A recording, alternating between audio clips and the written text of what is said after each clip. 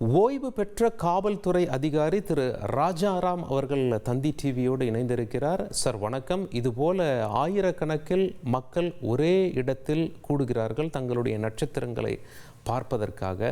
சாதாரணமாக போலீஸோட புரோட்டோகால் என்ன சார்? அதாவது எத்தனை பேர் வராங்கங்கிறத முன்கூட்டியே கணிச்சிருவாங்களா, அல்லது அவங்க கணிப்புக்கு மேலே மக்கள் வந்தால் போலீஸ் எப்படி அணுகியிருக்கணும்? சாதாரணமாக இது போன்ற காலங்களில் போலீஸுடைய புரோட்டோகால் என்ன?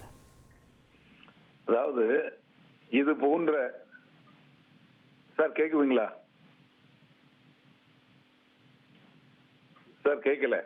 Yes sir. சார் உங்களோட வாய்ஸ் எங்களுக்கு நல்லா கேட்குது. தொடர்ந்து பேசலாம் ராஜாராம் சார். சார் சார் நல்லது சார் நல்லது. எஸ் ராஜாராம் சார் பேசுங்க சார். நான் பேசலாமா? Yes sir. எஸ் சார் பேசுங்க சார். Yes sir. சார் அதாவது இந்த பேரணி இன்னைக்கு நடத்தணும் அப்படிங்கறத நேத்து நைட்டு இவங்க கப்பை வின் பண்ண உடனே முடிவு பண்ணிட்டாங்க. அப்போ பேரணி நடத்தணும் அப்படின்னா அதுக்கு முன்னேற்பாடுகள் என்ன பண்ணணும்? இப்ப அரசாங்கமே இதை நடத்து, இந்த விழாவை நடத்துன்னு சொல்றாங்க. அப்படி நடத்துறப்போ அரசாங்கம் காவல்துறை அரசாங்கத்துக்கு கீழே தான் இருக்குது. அந்த கமிஷனர் ஆஃப் போலீஸ், டிஜிபி அங்க கூப்பிட்டு சொல்லி அவங்க உளவுத்துறை மூலமா எவ்வளவு பேர் வருவாங்க, எந்த பக்கம் இருந்தெல்லாம் வருவாங்க, இந்த ஸ்டேடியத்துக்கு வர்றதுக்கு அந்த இடத்துல ஒரு டிராபிக் பாயிண்ட் இருக்குன்னு சொல்றாங்க. அந்த டிராபிக் பாயிண்ட் பக்கத்துல வந்தாச்சுன்னா 4 பக்கம் போறதுக்கு வழி இருக்கு. அப்போ வர்றவங்க எல்லாம் எந்த வழியா வரணும், போறதுக்கு எந்த வழி, ரெண்டாவது எவ்வளவு பேர் வருவாங்க. மெயினான பிரச்சனை என்னன்னா எவ்வளவு பேர் அப்ராக்சிமேட்டா வருவாங்கன்னு உளவுத்துறை மூலமா இவங்க லிஸ்ட் எடுக்கணும். லிஸ்ட் எடுத்து அவ்வளவு பேர் வர்றவங்கள ஸ்டேடியத்துல முதல்ல பேரணியா நடத்தணும்னு முடிவு பண்ணிருக்காங்க. பேரணியா நடத்தினா டிராபிக்ல பிரச்சனை ஆகும், ஏகப்பட்ட டிராபிக் ஜாம் ஆகும் அப்படிங்கிறதுக்காக தான் அடுத்தது அது மாத்தி ஸ்டேடியத்துக்கு கொண்டு வந்துருக்கா சொல்றாங்க. அப்படி ஸ்டேடியத்துக்கு வந்தா ஸ்டேடியத்தோட கெப்பாசிட்டி என்ன? ஒரு 30,000 பேர் அவங்களுக்கு போக முடியும். கிட்டத்தட்ட 75,000 பேர் வந்திருக்காங்க.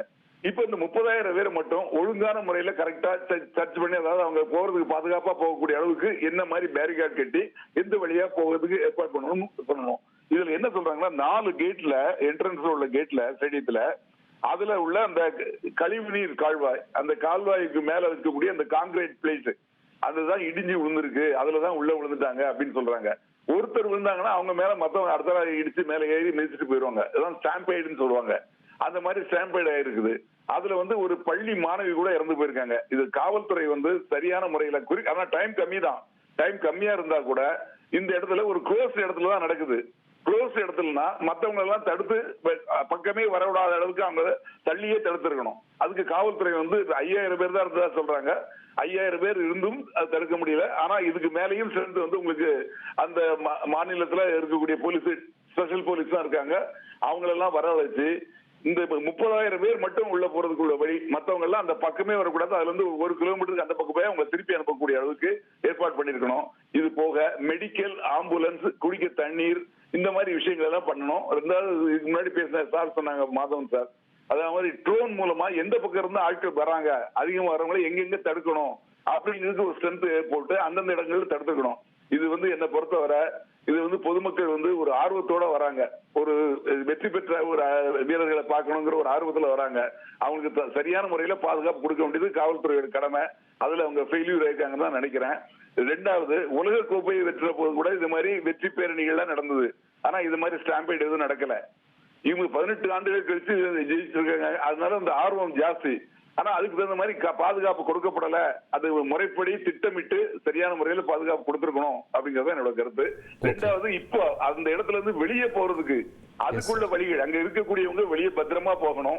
காயப்பட்டவங்களுக்கு நல்ல ட்ரீட்மெண்ட் கொடுக்கணும். அதுக்குள்ள வசதிகளையும் இவங்க செய்யணும். யோசனை பண்ணி உடனடியா செய்யணும். ஏன்னா முதல்வர், துணை முதல்வர்லாம் அங்க இருக்காங்க. அப்படி இருக்கிறப்போ அவங்களால சீக்கிரமா செயல்பட்டு மற்றவங்க இன்னும் கேஷுவாலிட்டி 11 இருக்கிறது மேற்கொண்டு ஆகாத அளவுக்கு தடுக்கணும். அதே மாதிரி ஹாஸ்பிட்டல் அட்மிட் இருக்கவங்களுக்கு நல்ல ட்ரீட்மெண்ட் கொடுத்து அவங்க சீக்கிரமா நல்ல முறையில் அவங்க சரியான முறையில வெளியே வரணும் அப்படிங்கறத என்னோட கருத்து. Okay sir. இப்போ அங்கே கூட்ட நெரிசலில் சிக்கியிருப்பவர்களும் ஒருவேளை நம்ம டிவியை பார்த்துட்டு இருக்கலாம் செல்ஃபோனில், தமிழ் தெரிந்தவர்கள். அந்த மக்களுக்கு உங்களுடைய செய்தி என்ன? கூட்டத்தில் அலைமோதி கொண்டு வெளியேற வேண்டுமா, அல்லது அந்த இருக்கும் இடத்திலேயே பொறுமை காத்து ஒரு தனிமையான இடத்துல இருந்து சில மணி நேரங்கள் கழிந்த பிறகு கூட்டங்கள்லாம் கொஞ்சம் விலகிய பிறகு அங்கிருந்து புறப்படணுமா? உங்களுடைய தகவல் என்ன சார்? கூட்ட நெரிசல்ல முண்டி அடிச்சுட்டு வெளியே வரக்கூடாது. வந்தா இதே ஸ்டாம்பேடு யாராவது ஒருத்தர் விழுந்தாங்கன்னா அவங்க மேல இன்னொருத்தர் விழுந்து இது மாதிரி நிறைய கேஷுவாலிட்டி ஆகும். அதனால பொறுமை காத்து எந்த பக்கம் மூவ் பண்றாங்க, நிச்சயமா காவல்துறை வந்து ஒவ்வொரு பகுதியா கிளியர் பண்ணுவாங்க. அப்படி கிளியர் பண்ணல நல்லபடியா வரணும், பொறுமை காக்கணும். நம்ம வந்து முண்டி அடிச்சு வெளியே வரணும்னு வேகப்பட்டோம்னா முடியாது. தந்தி டிவியை உங்கள் கேபிள் டிவி ஆபரேட்டரிடம் இலவசமாக கேட்டு பெறுங்கள்.